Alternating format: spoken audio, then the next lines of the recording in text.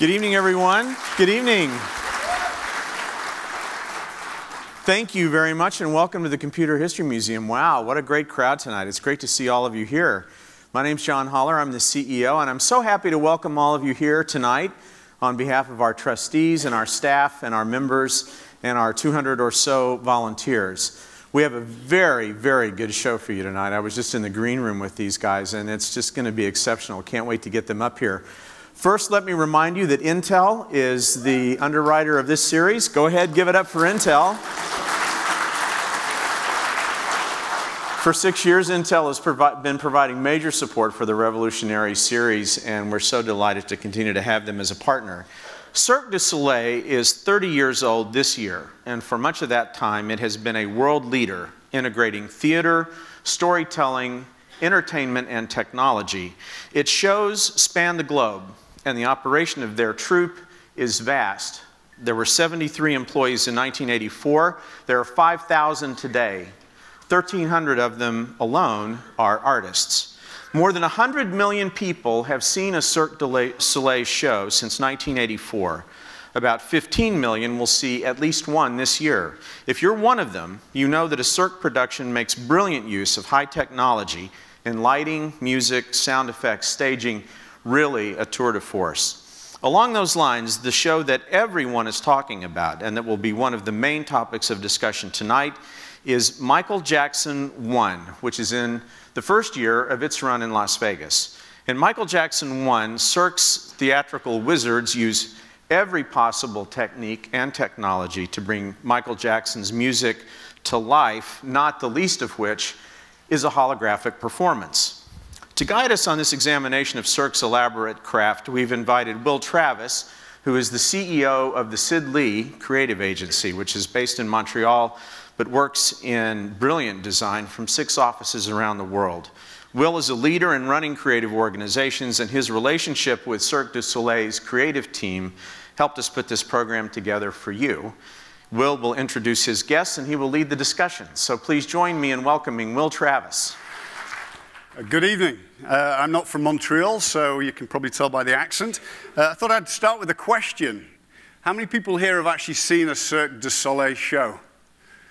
Good, so you're at the right lecture. That's a good start. Before I introduce our 2 guests, I'm going to do a quick introduction to Cirque du Soleil, a little bit more detail about the history. So if you'd like to close your eyes, you may. Otherwise, I will go forward. It all started in Baie Saint Paul, a small town near Quebec City in Canada. There in the early 80s, a band of colorful characters roamed the streets, striding on stilts, juggling, dancing, breathing fire, and playing music. They were les Echesiers au Bois Saint Paul, the Baie Saint Paul stilt walkers. A street theater group called Gilles St. Croix.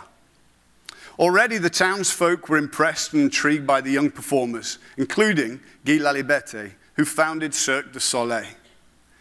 The troupe went on to found Le Club de Talons Hauts, the High Heels Club, and then in 1982 organized Les Fêtes Foraines de Baie Saint Paul, a cultural event in which street performers from all over met to exchange ideas and enliven the streets of the town for a few days.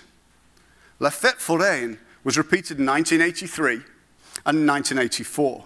Le Club Talons Hauts attracted notice, and Guy Laliberte, Gilles St. Croix, and their cronies began to cherish a crazy dream, to create Quebec Circus and make the troupe traveling around the world. In 1984, Quebec City was celebrating the 450th anniversary of Canada's discovery by Jacques Cartier, and they needed a show that would carry the festivities out across the province. Guy Laliberte presented a proposal for a show called Cirque du Soleil, Circus of the Sun, and succeeded in convincing the organizers, and Cirque du Soleil hasn't stopped since.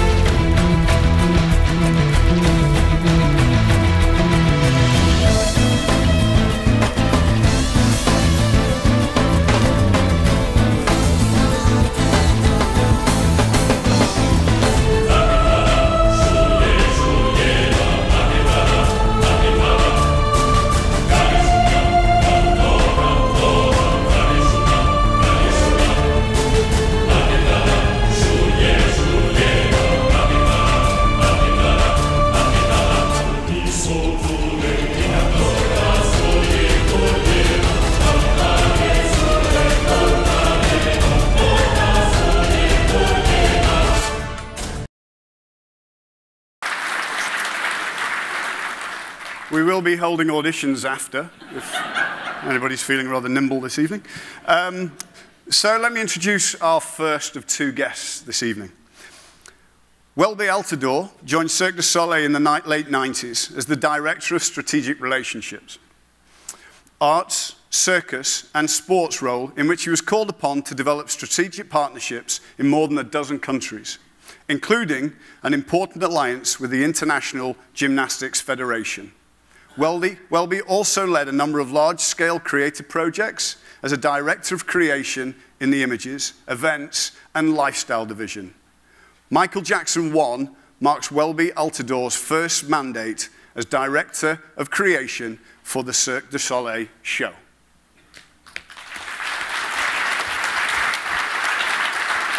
Let me get the... Following him, we have Matthew Whelan, who joined Cirque du Soleil in 1995 as head carpenter and soon became promoted to technical director 2 years later, joining the team on its Asia-Pacific and European tours. In 2002, he became associate technical director of CAR in Las Vegas, an experience that led to a series of mandates as technical or senior technical director on resident shows: The Beatles' Love in Las Vegas, Zaire in Macau, Iris in Los Angeles, and Michael Jackson 1 at the Mandalay Bay in Las Vegas as well. As technical director, Matthew is responsible for finding and hiring the right expertise, carrying out research and development, as well as developing and integrating the infrastructure, technical systems, and machinery that will capture and materialize the original artistic intent of the production design. Matthew Whelan, ladies and gentlemen.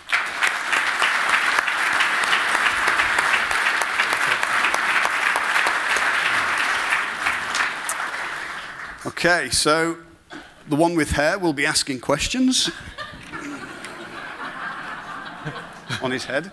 What are you talking about? So, gents, you've both got two of the most incredible jobs on the planet.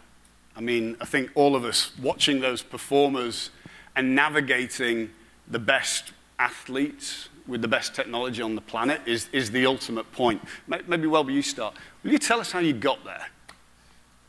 Well, I started really a number of years ago. Cirque du Soleil was looking for a talent scout, someone who could really go out there in the world and find some of those talents. So I really started with the company as a talent scout, sent literally around the world to find some of the best artists in the world. Yeah. Awesome. Matthew, how did you get here? So, show business has been part of my life since I've been born. My father was the stage carpenter, the head carpenter at the National Arts Centre in Ottawa. And since a young age, he would sneak me backstage and put me on a seat and tell me not to move. And I would watch shows from backstage. So, I've always been exposed to that. So I guess it was just a natural transition to go into show business. And went to school, National Theatre School of Canada in Montreal. And from there, worked at various theatres. And recruited pretty soon after my graduation at Cirque, and been part of the family since '95. And how many technical directors are there at Cirque? Well, it fluctuates with production. You have technical directors for a production, and you'll have technical directors that support shows once they're in operation or they're on tour. So in Montreal, we have right now we're a few on different projects, but it'll fluctuate depending on how many projects we have. But we can go up to 6, and sometimes down to 4 or 3. Yeah. Same with directors, is it? Depending on the show, or are you guys is there a mad bunch of you in a room incubating new ideas somewhere? Well, it's a little bit like Matthew was saying. So you have a number of people who are really dedicated to the shows. So a number of director of creation who work on that, but also, as is my role, where I also work on the development of future projects. So I get to oversee a couple of projects at the same time. And how does it work? Like we're in the heart of Silicon Valley over here, and there's a lot of VCs. So there's probably they look at 10 big investments, and then they hope that one comes off. How does it work with Cirque? Are you doing the same thing? 10 ideas, and maybe one will succeed? Well, I think it's a lot of a discussion and a dialogue that we have between the elements of the technical, but also the business aspect. Obviously, we want projects that are relevant financially speaking, And Matthew, maybe you want to talk a little bit about how we move that part of the. So I think, like any project, somebody will come or will have a great idea with a partner to start a show, and they say, you know, could you bring a show in this venue, and then we'll look at it, and then Welby takes the side of the artistic and the dream, and I take the side of reality, and you know, and just remind them the laws of physics and all that stuff, right? So, but it's a good exchange, and we get along great, and I think it's very important that we let the dream happen and go crazy, because that's what allows us to do this kind of stuff. Because if it was up to me, it'd just be a black box and a door, and it works. You're not going to start fighting or anything? No, not at all. No. It's a great teamwork. But yeah, so we'll develop, we'll do a full analysis of, you know, does this work? And then there's a whole other department of finance, administration, marketing, even does market research. All that boring side happens, and then we do like the development for the theater. Oh, is it big enough? Can we put enough people? Is there enough room to do performances and all that technical side? And then, you know, Welby or other creation directors will come up and say, hey, we had an idea to throw this in there. What do you think? And then we look at all that, and then we try to put that in an envelope and sales pitch it. And I think it's really important what Matthew is drawing here, because it's a dialogue. And when we do great projects, I think that dialogue is very alive, and we are trusting partners. When projects go a little bit haywire, it's very often you can find some of the sources of those problems in the fact that there was not a good connection between the art and technology connection. Tell us about, off the back of that, tell us about the process you go through. So, who comes up with the idea of a show? How does it flow, and who gets involved at what stage? I mean, I'd like to say that whoever says that they know what the process at Cirque du Soleil is probably lying. Because there is probably many ways, you know, to go through that process. I like this sentence from an author called Eric Mayer, who really talks about creating in the middle of things. And I think in many ways that's what we do. So, you know, there's not one path, but certainly we like to work as collaborators. So we like to work as a group and reflect and think about how the project will evolve creatively as a group. So that's the collaborative aspect is very important in what we do. So, but, I mean, there seems to be such a variety, especially, say, for MJ1, which we're going to talk about in a bit, but you've got music is so critical. You have the athletes, you have, you know, dancers, it seems, you have the lighting. There's just so many people involved. How do they all come together? Is it like, yeah, I haven't finished this bit yet, you can't come in, or? I think, and Welby will chime in, but I think when we start a project, right, the first people that get kicked out is the creation director, and then of course it's the, you know, the director himself will be a very important role, and then they start building their core team, so costume designer, set designer, all these key people that will put the flavors to the show. So once they know, okay, this is our core creation team, and then we build our production team, and the production manager comes on board, and he takes care, he's like basically the project manager of the whole thing, finance, the schedule, and the keeper of the whole process. And he works very closely with the creation director. And then I try to get on board as soon as possible, because I want to be part of the whole process of the dreaming phase. It's very important that I know where the ideas are coming from, what sparked this, because although maybe something's not feasible, but maybe there's something else, or I can feel also what was important. You know, sometimes they have a crazy idea, but it's very important, so we put a lot of energy to try to find a solution to pull off the dream that they're trying to do. So that process will create the first phase, is like you say, so we have the team together, then we brainstorm crazy ideas nonstop about what kind of show we want to do. This is what we'll do. We'll do mood boards, you know, all those tools that you'll use to create a show. And then once that's done, and then we say, you know what, this is solid, this works. Then we take off on our side, and we do our homework, we break it down, and we see how how we can make it feasible. We take the napkin drawings and then we turn it into a reality, is what I like to say. And then, so we'll do that, and we'll do the studies, and we'll get the costings. We'll find people who can actually pull it off to build it. And Welby, on his side, I guess you take over with casting and try and find people. Yeah, because once we really we know what is the plan on paper at the very least. Now we start to really identify the performers that can really feel those roles. But you know, if I were to summarize, in many ways, you know, well, Matthew will say no, and I will say why not, and we go back and forth like that. Exactly. Until he says why not. Yes. I mean, so how long does that take? I mean, is it a matter of months? Is it years? How long does a show take to conceive and actually get out there? It really depends, you know. Sometimes Michael Jackson one was about 18 months, although there was some work that was done before for the theater. Other projects will take longer. I think of a show like Love.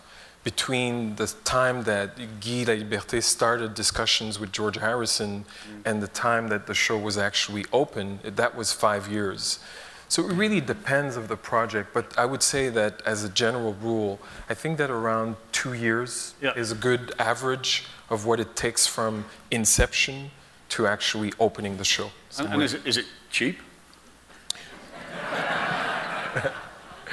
Well, a dozen, yeah. Well, you know, for a touring show, so a big top show, it's around $25 million. Whoa. And for Michael Jackson one, for example, was 50 million.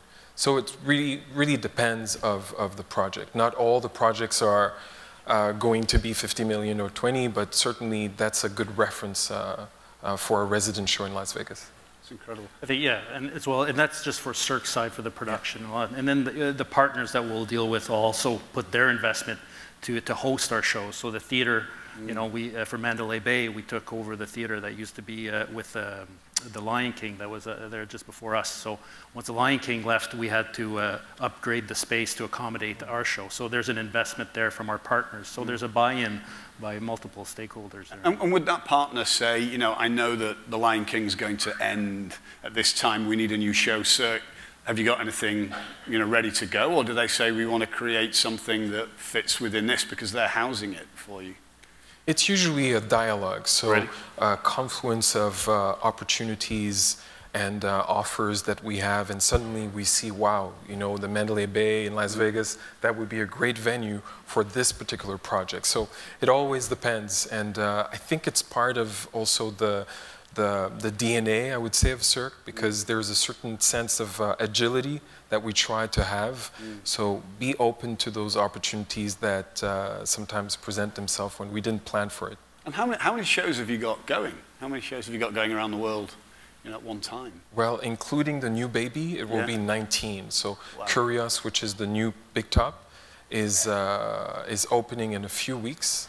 And that will be, it's opening in Montreal. All the shows, all the touring, the big top shows, they open in Montreal.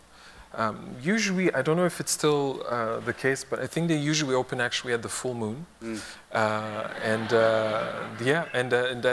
then they go on, and they usually go in Quebec City. They stay a little bit in Montreal, go to Quebec City, and then tour a little bit in Canada, and then they go out there in the world, in the States and everywhere else in the world. We have shows that have been touring since 1996 and so on. Is that a tougher crowd, doing it on the home soil to test it out at the beginning? Is it easier just going somewhere like Botswana where people won't know or something?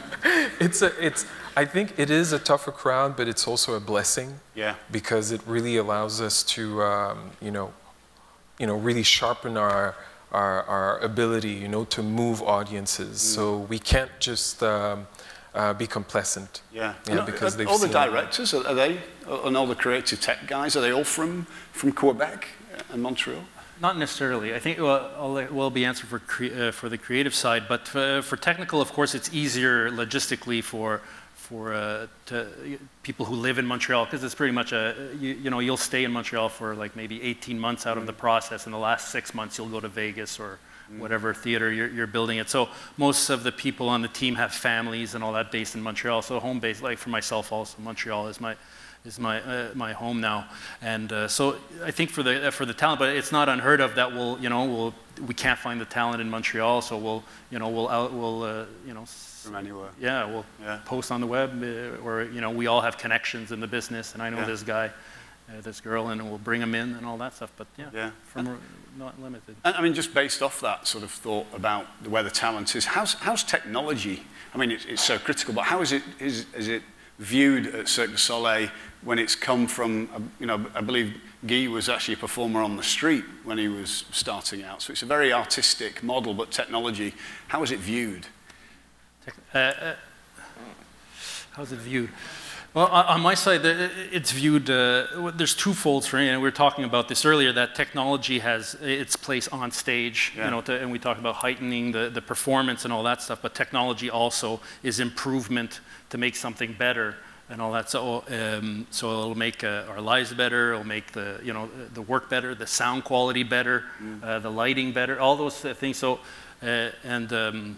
so for us, we always try to find new technology to see how we can improve everything. And of course, a lot of the time, technology is there to see if we can save money, or or make something go faster and all that stuff. So unfortunately, there's that selfish side that cheaper, faster, better. Yeah. And so we have that, but we also have technology where we go, okay, this is cool.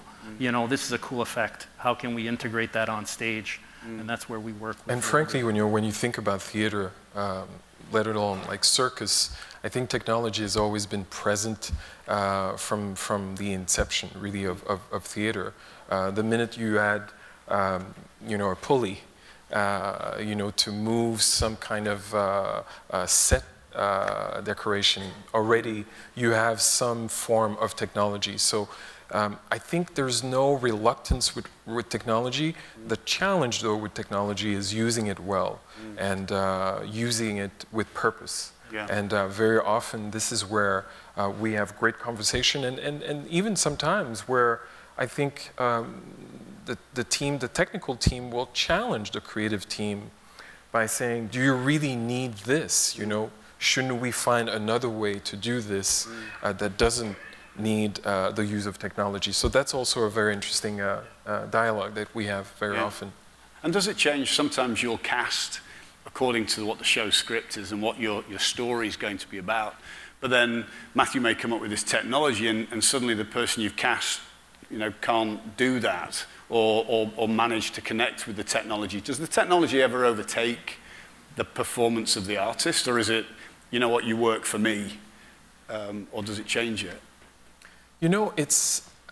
I would say that because of all the work, the preparation work that we do, the casting, really knowing the act, knowing the performance, knowing what we want to do, I think this happens very rarely, that the technology will overwhelm the performance. And I think one of the reasons for that is even in the most spectacular technology, our eyes get very, very quickly accustomed to those effects. So if you do not have something that moves you, and it's often very difficult for technology to be more moving than a human being performing on the stage. So that really is something that's really important. So when technology gets to be in the way of the performance, it's usually because we haven't done our job very well. Great, so the talent's not wasted, it's assigned specifically to your partnership. Yeah. I think it's there to support, for sure. If we're talking about the technology on stage, it has to be about we're always about the performer, right? And I think there's somebody at Cirque that once told me, he says, if you don't have a message, you can have all the technology on stage. At the end, you'll still have said nothing, right? You have to have something to say. And I think that always resonates for me, and that's where I challenge sometimes with that. It's like, okay, what are we trying to say here? Because all the bells and whistles won't make this better, right? Yeah. So that's where we go, okay, well, if we strip it down, we have to bring it back, elevate the numbers so it's up to the standard that we need to be impressive. And very often, I think that technology, just to build on what Matthew's saying, allows us to make the invisible magical, and that's something really important. We work really hard very often using the technology to create that magic. And where do you find this talent? I mean, I've seen so many Cirque shows, and I'm blown away by the diversity of people, you know. Is there certain countries? Well, it's obviously not England, but is there certain countries where they're a little bit more flexible than others? You know, is it? Oh, this country's great for, you know, midgets, and this one's great for not that vertically challenged. Sorry. There are certain pools of talents around the world. You know, certainly in certain discipline, when we think of acrobatics, of course, the East European countries have a great tradition, not only of circus, but also of gymnastic and acrobatics. So that's a great pool of talent there. But we find incredible artists as well in North America and everywhere. So it's difficult to pinpoint, and I was mentioning earlier that I think when we do casting, we're looking for anecdotes. We're looking for people who are standing out. And because those people are usually quite rare, the territory to look for those artists and those talents is the planet. We have to be constantly, there's a team of close to 50 people in Montreal that are constantly looking for talents around the world. Back in the days, you know, like I sound like an old dude now, but back in the days, you know, I would go out there in the world and spend 70% of the time traveling to find interesting talents in festivals and organizing auditions around the world. Now with the technology, you know, it's easier because you have YouTube, you have people who actually film themselves and they can send their material. But you still have to see them live to feel if they're the right person for the project. You shared a little story backstage about somebody that you were tracking down, a very bendy person. Will you share that story? Because I thought it was fantastic. Well, you know, again, in the days, you know, we didn't have we didn't have internet, and I received this tape, this VHS tape. It was not beta, so you know it was VHS. I'm not that old, you know, when I saw this tape, it was incredible because it was this artist was able to bend backward, but completely. You know, it was incredible that we had never seen that type of flexibility, and we decided. When we showed that to the director that, okay, we need this artist, and I was sent, because we had only an address. It was a tourist from Amsterdam who had seen this artist somewhere in Kenya. Go. Did he have red hair and white, or? No. So, long story short, I ended up doing 3 countries in Africa to find, and I eventually found him in Tanzania, but it was a crazy adventure to find that artist. And how was it? I mean, you must walk into a village and say, hi, is the guy who's really bendy here? Because I've got a ticket to take you to -40 in Montreal. Nope, not anymore, not me. Straight as a rod.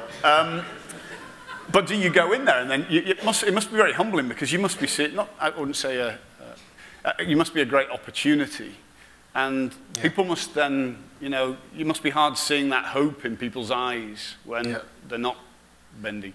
Yeah. I mean, certainly, you know, as when I was a scout, I used to always say to artists, there's a life before Cirque, there's a life during Cirque, and there's a life after Cirque. It's really important to, you know, contextualize that experience. But certainly, I know that during that trip, it was sometimes heartbreaking because I remember arriving in the village. I had this information.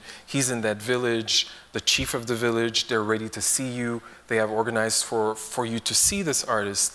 And when I arrived there, there's something like 400 people, and everybody's an artist, and they all want me to take them back to Canada to perform. So there was something heartbreaking about it, and also incredible because it was basically a show of 5 hours nonstop of performance. Yeah, it really gave us an opportunity to live all kinds of experience around the world. And do you ever discover new talent by doing that? You know, I've discovered incredible singers in India. I've discovered, you know, all kinds of artists in my trips. Yeah. Yeah. I mean, just even going off that, like I saw again the MJ1 show, which is phenomenal. And how many people have seen Michael Jackson 1? All right, get out. You have to see it after this. It's absolutely incredible. But there was one piece in there, Matthew, and I wonder if you could talk to it, where the technology was dumbed down to the sort of lowest level, and it became an imagery of shadow. Yeah. And I think we have a slide here, John, if you could click it. Well, actually, no, this is one bit that we're going to touch on before. Maybe just a touch with the contrast of that. So this is Ka, and right now this is the theater. So this is what we call the sand. We call it the sand cliff deck when we built this, and it was a platform that was designed by the late Mark Fisher, set designer, and for the director Robert Lepage. And I have it here, technology. So what we have here is this platform is actually 25 feet by 50 feet, and it actually rises and lowers, spins, tilts. For those of you who have seen the show, and it actually has little elevators inside. It also has 80 pegs that come out to create a climbing scene. Yeah. It also has doors on the edges to keep sand on it, and we actually dump. This whole deck gets covered with cork to make it look like sand, and then we dump that in front of the audience. So it's a huge performance. The machine is just amazing through this whole show. But then at one point we tilt it vertically, and we do a shadow puppet scene on the wall. And I'm always amazed because at the end of the show, that's all the people are talking about. It's like, oh, did you see the shadow puppet? That was so beautiful, right? So here's another shadow puppet scene from Michael Jackson. But my point there is that technology, at some point, we're able to bombard people with sensory overload, with everything, whether visual, audio, your feelings, everything. And at some points, you just need to breathe and take a break. And these moments, whether it be a shadow or maybe a smaller, quieter number, or maybe just an artist singing at some point, it just brings everybody down to breathe for a moment and all that stuff. And I think that's how we play with it. I don't think we throttle back on technology. I don't think we say, oh, we'll cut technology here. We just go, you know what, let's just bring it back a bit to let people appreciate. And I think that's, you got to pull it back for people to appreciate again. Because I think if we did it nonstop, it would finish and people would come out and go, okay, what just happened? Yeah, it's a phenomenal pacing. It seems with every Cirque du Soleil show. Is that a secret sauce that Cirque du Soleil has, that we pace it this amount on, off, on? It's certainly pacing. It is so important for the experience, and depending on the show, I think it's always different. Certainly on Michael Jackson 1, pacing the show appropriately was something that really went through a number of iterations, but is absolutely critical, because it's really how you tell that story. Yeah. How you, what do you want the audience to feel in a particular scene, and then what kind of time do you give them to recuperate from that scene. So really, I remember that on Michael Jackson 1, we literally had a sheet with a point of emotions, almost like a musical chart, that would really give us a sense from scene by scene. We want them to be here and go a little bit down and here. So really almost like an emotional musical chart that I called, that we used to really pace the experience of the audience. And where do the clowns fit in? Because they're incredible, and it just seems like a total friction.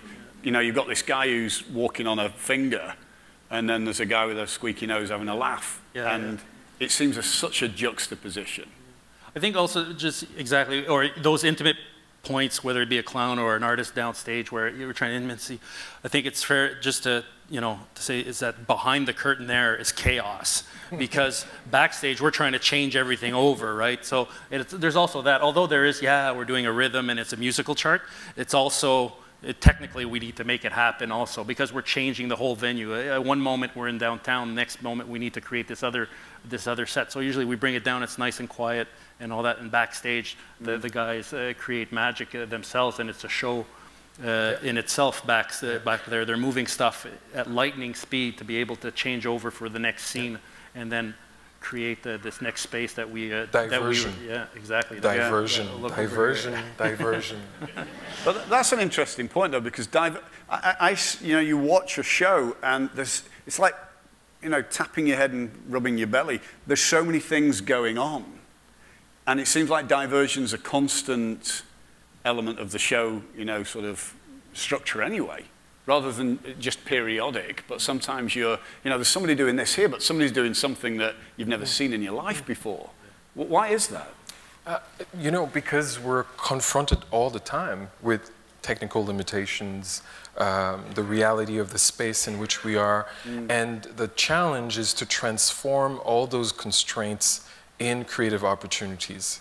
And the better we're able to do that, I think the better it feels integrated, and it feels like we've been thinking about all those things, but there's so many beautiful accidents that we take as an opportunity to say, we're going to tell the story this other way because we can't open the curtain at this moment, for example. And how does Guy Laliberté, the founder, how does he get involved with, does he let you in the kitchen and you finish and then he comes in, or is he very much hands-on? He likes to give a number of directions from the beginning and then really step back and let us do our thing. My role as director of creation is really to keep him informed of our progress.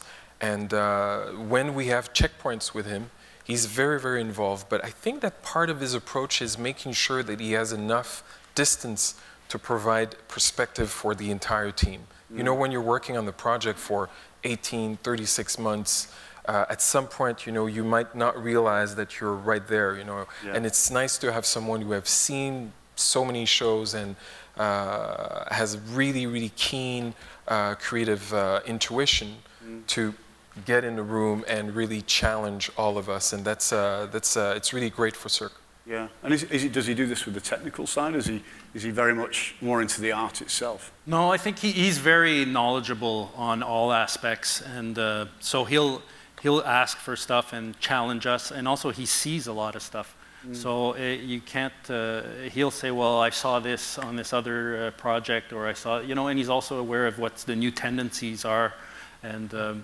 So no, he's not actively involved at all technically, but when he is there, he's actively engaged in conversations, and he'll turn to us directly and say, well, why is this not working smooth? Or so he's not ignorant at all on those aspects. I want to add that I think he's really challenging us at every new project to try to come up with something different. Yeah. And certainly for Michael Jackson 1, there was this idea that with 7 shows already existing in Las Vegas that were more circus-oriented, there was a great opportunity to create a show that was going to explore the dance and the movement of Michael in a way that that hadn't been seen before.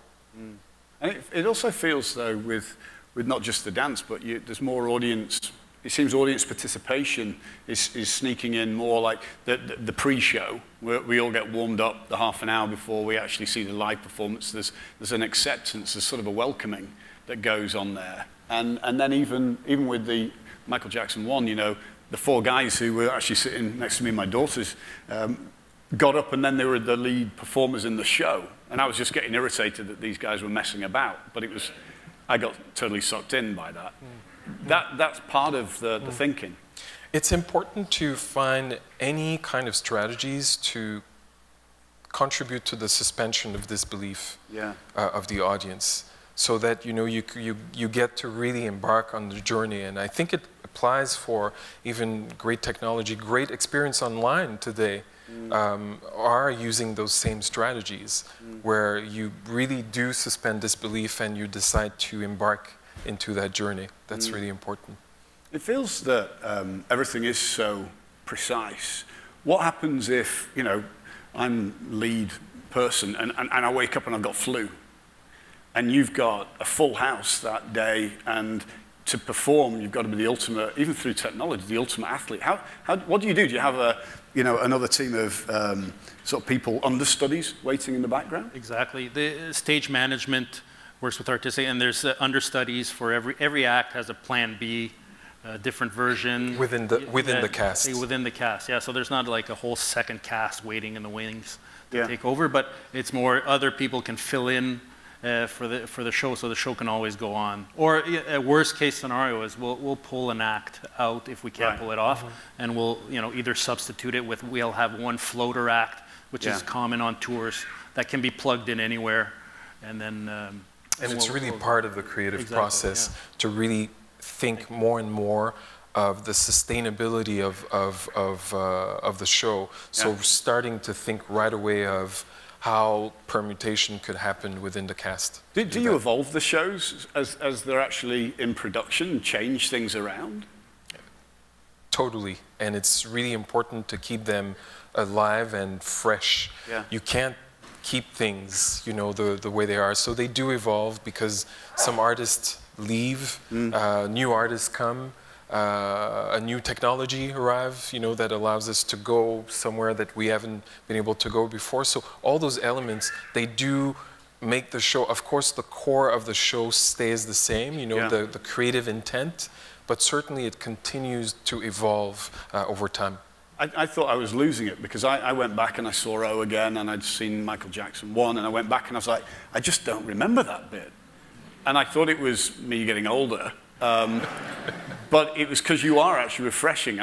But some certain elements remain consistent and keep that hand-holding. And we also designed the show to make sure that you can come a couple of times and you discover new elements.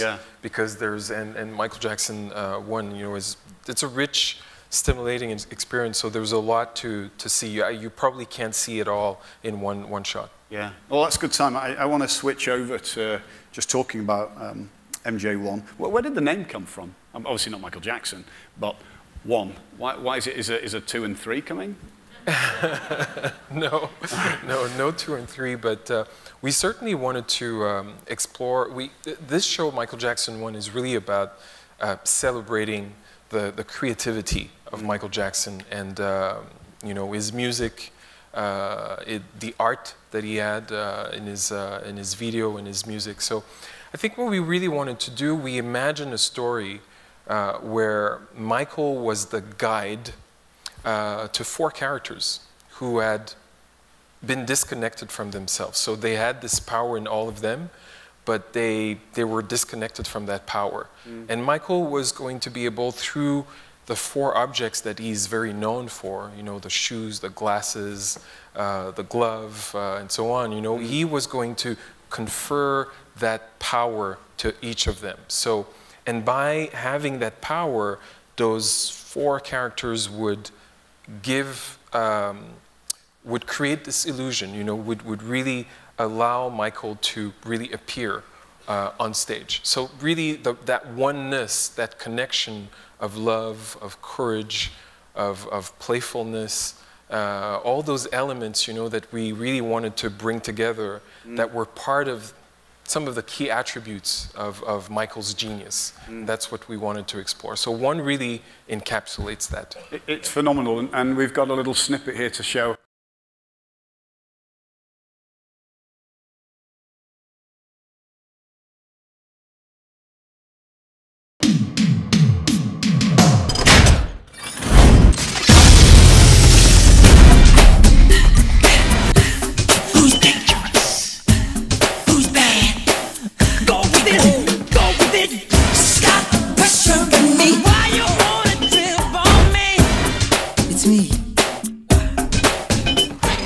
Michael. Let's make history.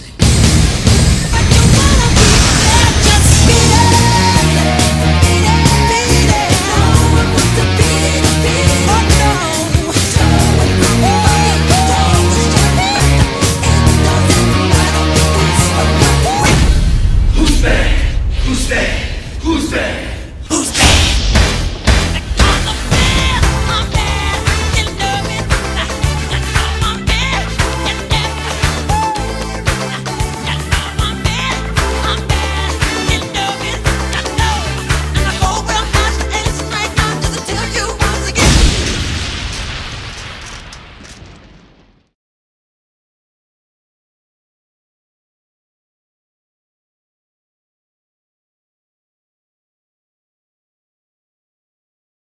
Were you both Michael Jackson fans? I mean, the energy at this show is palatable.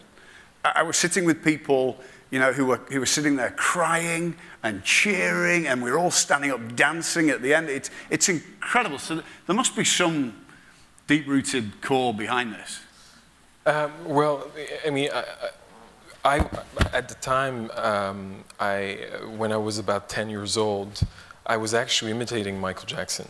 I got to do those little dance, you know, for kindergarten kids. And what was really funny at the time is, you know, I was born and raised in Montreal, but I was really born in the East End of the city, where, you know, let's be frank, there wasn't a lot of kids with glasses. No, there wasn't a lot of kids who were black. And, you know, I would perform, you know, on the music of Michael, and they actually thought that I was Michael Jackson. With a French accent. Yeah. So that was really, that was the experience that I had. And of course, you know, I should also mention, I mean, Jamie King, who's the stage director of the show. Jamie has actually worked, danced with Michael Jackson. So there was a lot of those connections as well that we could source through and put the show in the right context as well. And Zaldi as well for costumes. Yes, Zaldi for costumes. So there was a few of those collaborators that we had on the show, designers, who actually did. They danced with Michael, Rich and Tone, danced with Michael. And so all those elements, you know, really gave us an opportunity to create an experience that was as authentic as possible. And as visceral as possible as well. Did you actually work with like choreographers that have worked? Because Michael was so precise. You know, it was a holistic performance as a luminary, realistically, from that side. Did you said you tapped into some of his... Not only did we tap into this, but what we wanted is the choreography, not only for the movement of Michael, not only influences the dancers, but also we wanted that movement to also influence the acrobats. So everything really was explored and developed from that angle of how Michael moved during his career. Yeah, and you feel it though, because even the performers, do you call them performers or athletes or what? They're artists. I think that even for athletes who start at Cirque as athletes, you would be amazed, you know, the tremendous transformation that you see with, for example, a gymnast who's been basically raised all his life, you know, to walk like this and be very rigid, and the transformation that these artists go through over the period of a creation, where like 6 months, a year later, they don't dress the same anymore, they walk differently, their hair are like this, you know, and you know, so it's really you know, the space of Cirque and the process that we go through is quite transformative. And do you find that because with this, there's actually a persona, a character that they're following? Do you find that they're even more engaged than, say, a show like Car or O, where there's no specific icon that they're living up to? Do you find that kicks in? I don't think so, because I think that ultimately the big star is also the show itself. I was referring earlier to that collaborative approach that we have when we create, and I think you do feel that as well. So every show has its own identity, and it's celebrated by the artists, and they're very proud to be part of it. And it looked like a technological playground out there. I mean, you've got animatronics, you've got manga art, you've got fire, you've got water. You're just mad. I mean, you must have had a blast. Yeah, no, this one was definitely a good time because, but I think for us where it was fun is because with Jamie King and Michael Jackson, it was still a show in a theater, and we wanted to create that theater space, but we needed to get that concert feel, still rocking event happening. So we got to play with all the rock concert stuff that we never get to play with, and so you know, pyro. I was like, yes, laser, bring it in. Those are the parts I never said no, right? Yeah. Good idea. Yeah, so we had a great time, and we applied all kinds of everything was pushed to the max, whether it was automation for moving scenery or stage lifts. We created these amazing pod lifts at the front of the stage that you saw, and they would rise 20 feet a second. Whoa. And the goal there was to create that pop-up effect that you would see on the Michael Jackson tours where he would pop up, but we just kicked it up a notch, and we said, that's not fast enough, let's go faster. And too fast? Exactly. and funnily enough, how artists can, when we're talking about technology and, does it enhance the artist and all that stuff? Well, actually, when we designed it, we talked with the engineers and all that. We said, well, we want to be able to lift 200 pounds 6 feet off the ground. We said, if you press go, then it'll launch 6 feet off the ground. And then we put an acrobat on it, and he took off like 15 feet, right?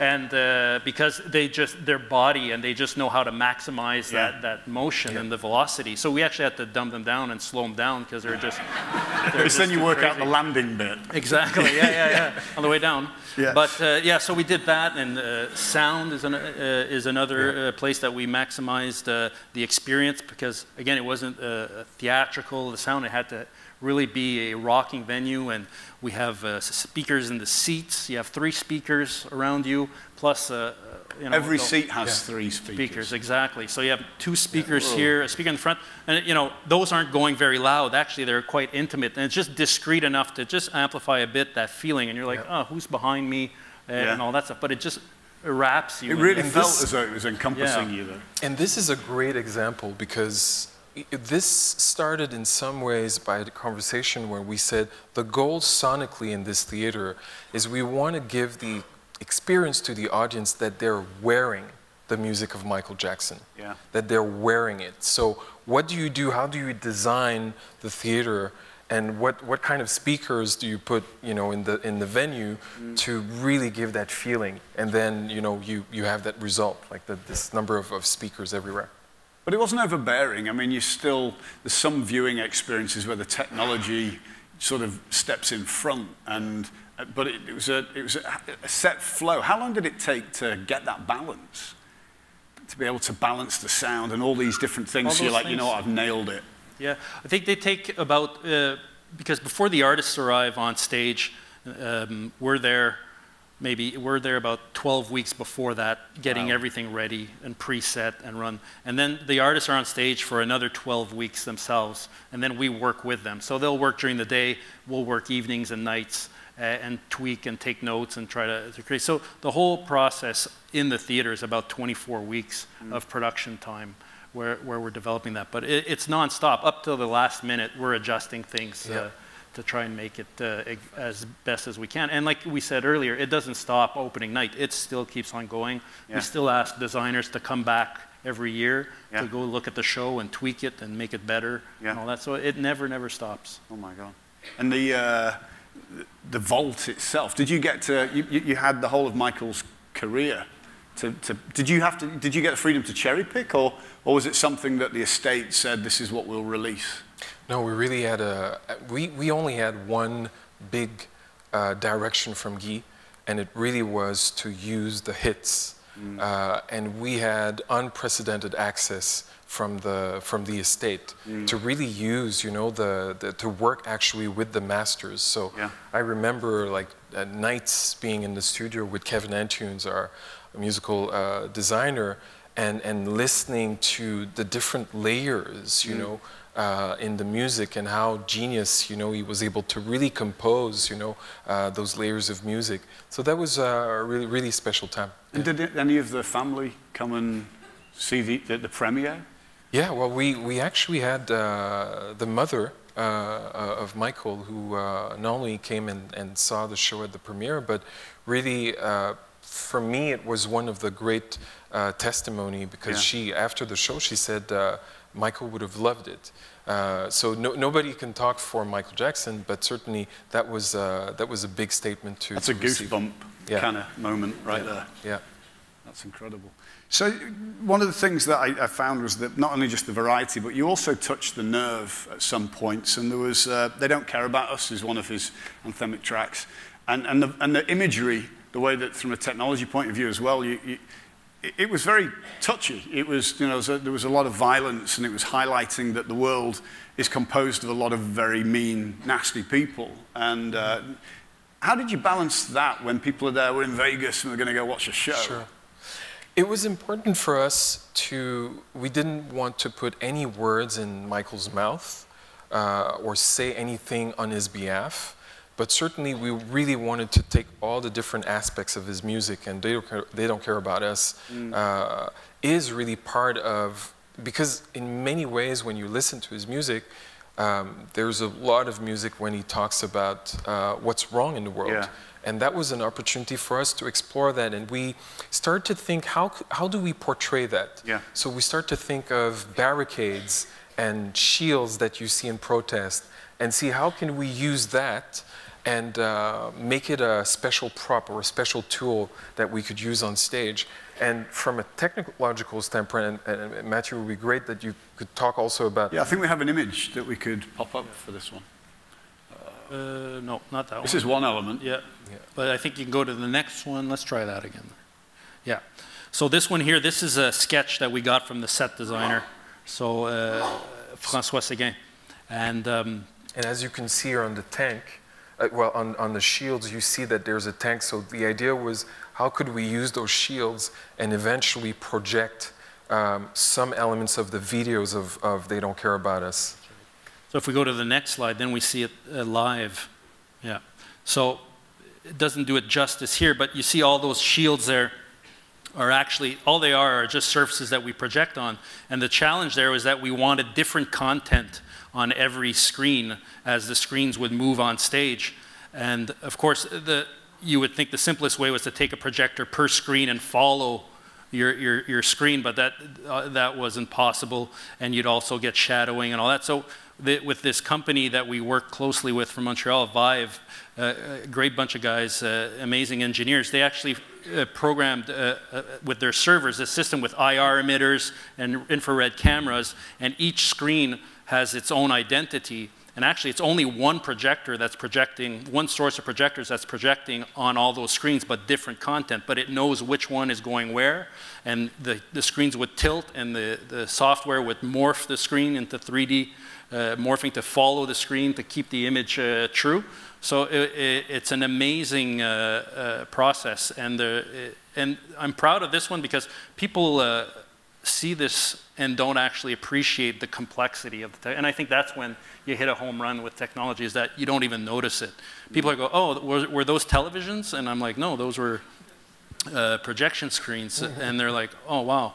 But all that, yeah, oh, wow. Yeah, next. Yeah. Oh.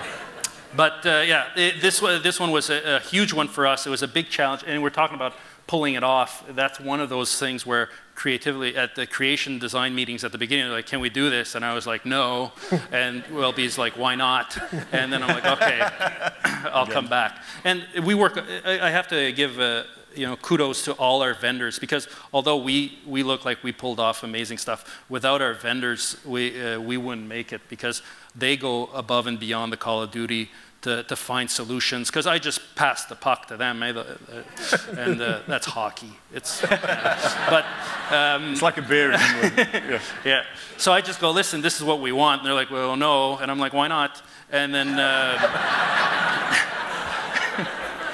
yeah. So they develop stuff, and they benefit as well, because then they take what, obviously we pay for it, and then they develop it, but then it becomes part of their inventory, and other shows benefit from it, and then other people will use it, and they take it to another level that we didn't think about, and all that. And this system here, if I can just finish up with that, is that this tracking system allowed for now other rock tours. Now they use it to calibrate their video projectors so they can blend their imagery, where it used to take hours to calibrate just half a dozen projectors to make sure that all the blending was going. Now, just now, Timberlake has over, what is it, like I want to say 40 projectors, and they calibrate in 7 minutes.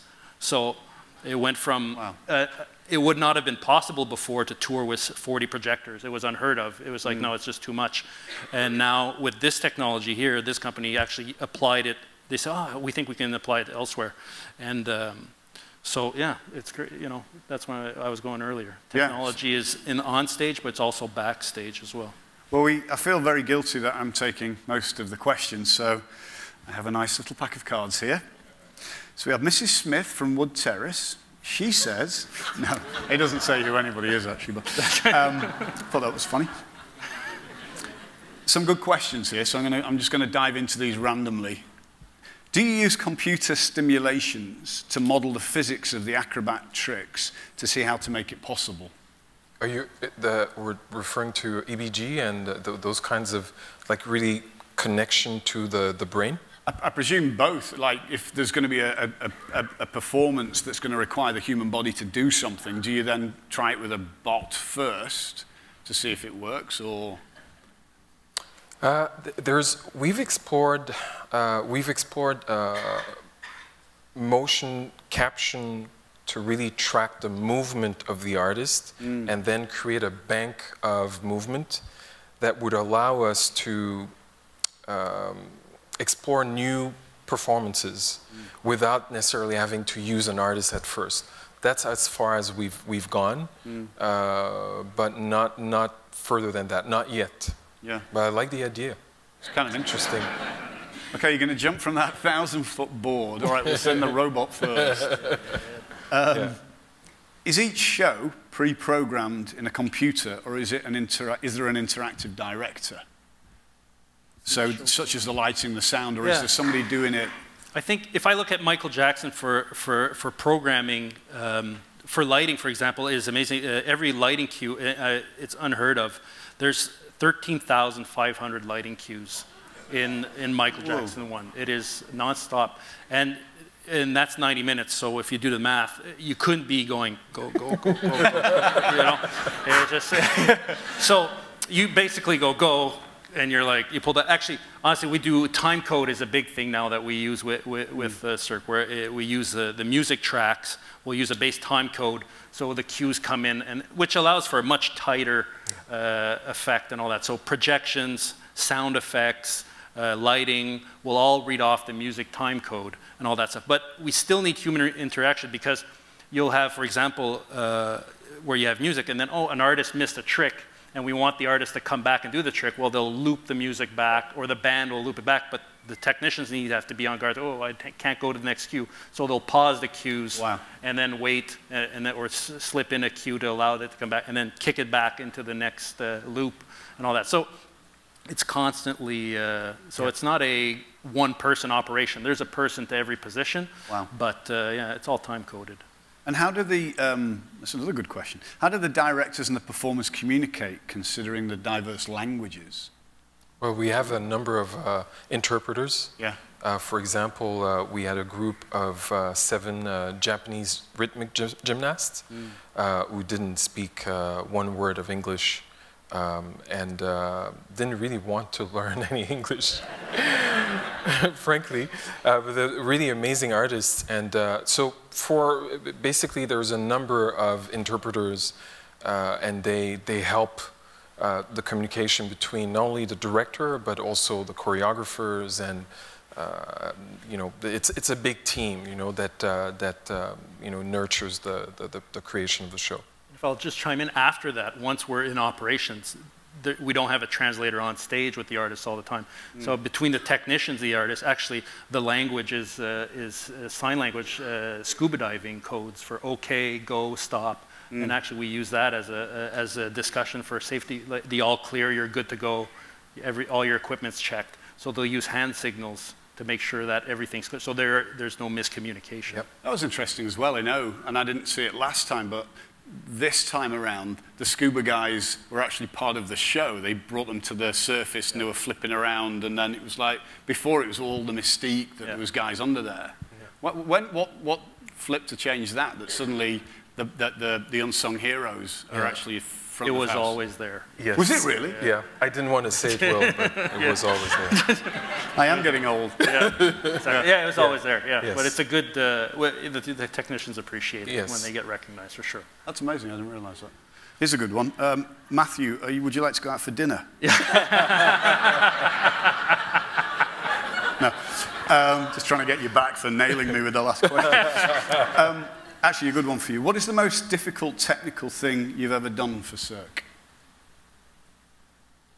Every day, probably. Yeah. What's the most difficult thing? I think, again, sometimes they ask for stuff, and it seems so easy when they say it out loud. And then we have to leave. For example, I'll just say, Welby, we just brainstormed a couple of days ago, and we're talking about these flying objects, and I'm going, okay, maybe half a dozen, and Welby goes, can you imagine 6,000 of these? Right? And I'm like, you're killing me. Like, why do you do that? But technology, again, what was the hardest thing? They're all individual. I think the hardest thing every time is every show we try to be better than the last one. So, and you have to find your own, a different way to be better. Because Ka was amazing because of this big sand cliff deck. Well, the next show couldn't be a bigger deck, right? That wouldn't be better. We had to find another way to be more interesting, not more interesting, different. We have to find a way to be different and all that. And I think that's the most challenge. How can we be different every time? And basically staying creatively relevant. Yeah. Yeah, you must be sort of subject to your own bar raising, or every show is more and more and more. It must be really hard just trying to not only get up to it, but then perfect it.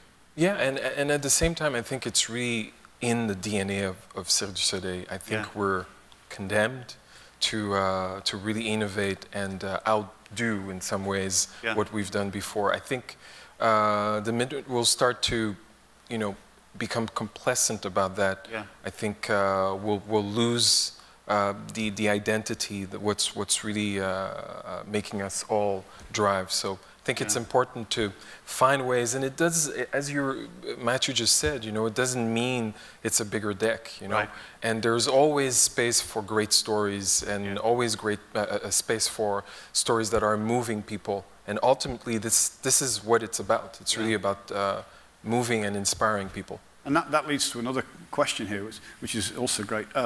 What is the life of a performer like Welby? The hours of practice, how long do they usually stay with the show, that kind of thing? They usually stay around, the average is 4.5 years. Wow. And it depends, in Las Vegas, they have 10 shows per week. So it's a pretty stable life, that they have. When they are on the road and they're touring, they can do between 6 and 10 shows per week. But it's a life where, well, they get to do 1.5 months in a city, and then they have about 2 weeks off, and then they move on to the next city. So there's a trade-off. But when you're in Vegas or when you're in a permanent show, then you come for the show, but then the rest of your life, it's easier to manage. So you will actually allow them to move from one show to the other because there's a performance in 2 shows that are similar? No, they would be dedicated to one show only. That's it, that's their band. Yeah, and then they can move eventually at the end of their contract to another show if they have the skills for that show. Wow, and actually leads into another question. When did you start doing fixed venue productions? In 1993 with Miss There. Right. That was the first show. And that was fun because I think that's also part of the ethos, because at the time everybody said, it's impossible, what are you doing? It's crazy, don't do that. We have 8 shows right now in Las Vegas. So I think it's, but yeah, 1993 was the first fixed venue. This is an awesome question. Do you watch the Olympics and find yourself scouting for talent? I always say we go see the guys who placed 11th, 12th, 13th. We go see them, and then we say, hey, no. Well, I think. But yeah, there's actually the casting team as a couple of acrobatic talent scouts, and that's what they do. They go to the Olympics and they go to the World Championships, and they're. Some of them actually, one of our former, he's still at Cirque, is a former gold medalist at Albertville. Yeah, so we have really a big connection with the sports world as well. And what determines which performances are selected? Is it, right, I've got a hat and you take out the 12 pieces, right, make a show out of these? Or are you, because how many performances, how many on tap do you have, say, show or performers that you have access to? It's as big as, you know, it's as big as there are artists, you know, in the world. How many artists are there sort of in the Right now, there's about 1,300 artists, you know, working on the different shows. But certainly when you build a show, you want, of course, amazing performances, but you also want to have a connection with what you're trying to say. So through, you know, discussions with casting and elements that they've seen, when you start to really at the beginning of the show talk about the story, the theme of the show, the topics, then, you know, it's an opportunity for them to start to think of, oh, you know, what about this performance and that? And we start that process and we start to really choose elements, and slowly but surely we really build a corpus of performances for the show. And do you actually train at headquarters, or do you perfect at headquarters? So do you find people that have potential and you train them up for a role, or is it just perfecting the whole time? It's a lot of perfection. It's really a lot of perfecting the performances, because if you refer to research and development, it's something that is very difficult to do when you're so close to actually creating the show. There's not that much time. It's a race against time the minute you start to create the show. And do any of the artists actually have input in the creation of the show? They're like, you know what, if we did this, this, this, or are they hired guns to do an element? You want to take this one?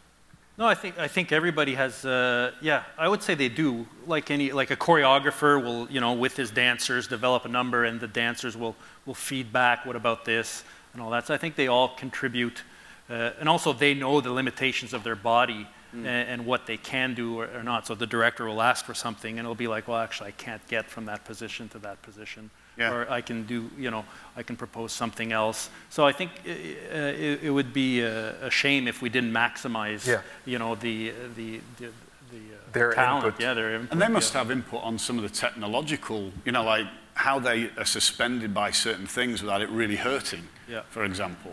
You know, you must be like, they must be giving you feedback like, you know, mate, I can't breathe. My legs, can't feel my legs. No, but you must have that relationship as well. Yes, we do. With the acrobatic team especially, they'll work very closely with the artists, and you know, we have our expertise where it comes to harnesses and all that stuff, and I think we're at the forefront to developing those, and of course it comes down to their comfort, maximize, you know, and even in costumes.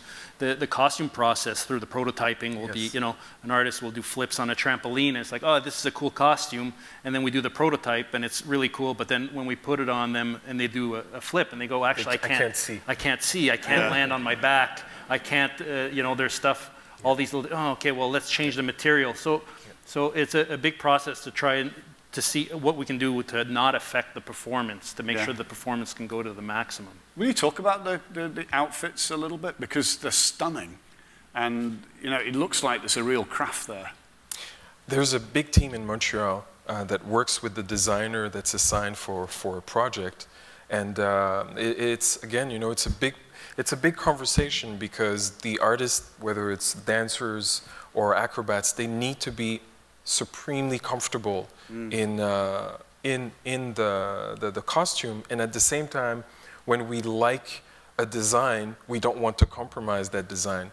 So it's very much a back and forth that happens. But we are fortunate to have an incredible team in Montreal that's dedicated. We have a team that's dedicated only to do hats, only to do shoes, only to do you know, certain items. So that's really a big privilege in Montreal. So you mean the outfits that they're wearing are probably some of the best quality to make them feel phenomenal as well? Absolutely. So you don't skimp and, you know. Absolutely, it's important, and at the same time, you know, I think that over time we realize that it's one thing to see a costume when you're at, you know, 5 feet from the costume, and it's another to be able to appreciate it at the right context when you're, say, at 50 feet. which is how the audience will actually experience the costume. So again, it's a give and take to be able to design the costume wisely. It's amazing. How old are the acrobats, the athletes? Is it like a football, soccer player? It's about 22 is the average age. Is it the same for, because these are athletes? There's no, of course, you know, in the 20s, you know, we have a lot of artists in the 20s, but I remember some years ago we've hired, I remember receiving, again, another, not a beta, but a VHS, where there was this couple, they were acrobats, and they were doing those flips, and she was 70, and he was 72. And we've hired them. And That's awesome. It was really amazing. Yeah, and what's even more fun is that we've hired them in the show that's called Humanity. Maybe some of you have heard about this show. Fairly risky. But it's a show, you know, really that's more on the kinky side. And they were really the finale of this show that was really celebrating all the different types of bodies and all the different You've just opened the whole shapes. new list of applicants for after the show. But yeah, so we'll have a screening room. So there's no real limit, you know. I think we're looking at talents, you know, wherever it is. And what about the clowns? I mean, it is a critical point. Do you scout the world for those kind of funny? Yeah, we have actually 2 talent scouts who are specialized in clown casting. So what they do, the only thing that they do is they look for clowns, the best clowns around the world. I know it sounds strange to say that, right? It does. But you would be amazed, you know, there's some great traditions in Eastern Europe, in Europe as well. Of clowning, different style as well. So it's a really big field of what we call clowning and physical theater that they explore. What are some of the specific technologies used on stage? I mean, that's probably as long as a piece of string, but is there... Yeah, I think every department, if you know, quickly, I mentioned earlier on, you know, like stage lifts, so machinery there, elevators that run at high speeds to move scenery. We use a lot of winches at Cirque, which is a drum that reels a wire rope to lift either scenery or artists, and those go at high speeds, and all that's controlled with the platform, what we call automation control. So those are like, you know, Siemens drives and all that drive cabinets to control those winches to a console, so everything can be programmed there. So that's that tech. And then you go into, like I mentioned earlier, lighting. Again, you have the consoles that can program cues and all that, but you have moving lights, you have lasers, lighting, and now LEDs are like the new thing there, and those are great because low power draw, yet high output as far as colors go, and intensity. And then in projections, whether it be video projection and LED walls and high res, low res, all that stuff is just like, you know, LED walls in itself, it used to be like, you know, you'd have an LED every 6 inch and it was like, wow. And now it's like, you know, 3 millimeters, 2 millimeters. And now you have video projectors that are doing 4K. And it's just like, we can't keep up. It's just amazing there how technology moves on that. But then you'll have technology as well in costumes, whether it be materials and all that stuff, in props and scenery, you know, carbon fiber, all those that we apply everything as long as it can make it better and all that stuff. We'll apply it. You know? Have any of the technologies you've sort of been involved with, you've actually helped evolve it off the show, you know, stage, and it's actually you've actually seen it in the real world? Well, I mentioned earlier quickly with projections. I think with that tracking for automation. Scenery, like automation companies, they actually, now you'll see their equipment now in the West End of England, and it is very popular. And I think they took advantage, you know, they benefited of our shows and, you know, our investment into new ideas where they were able to now make it available to all the others. So yeah, it's very common that we'll see stuff out on the market that started on our show. Even acrobatically, you think of the trample wall. Yeah. That connection, you know, were really the first to explore that and create that. Yeah. And now you see different performances, you know, with yeah. trampoline and a wall. Or even like, you know, the Emmys, and you got Pink doing some Yes. acrobatic performance there. You're thinking, you know, sit down. You know, we have real performers who can do that. Yeah. How does that work with performers? Because it seems like there has been a big change, not change in evolution, where, you know, you've gone from the Beatles, and so you brought a personality to life, not just a story. You know, now you've got Michael Jackson. We're going to do, you know, Justin Bieber.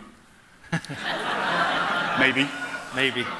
Well, I think We like him, don't we? maybe I would say let's wait 20 years and See if he grows some body hair, maybe. What's the sort of longest running show you have?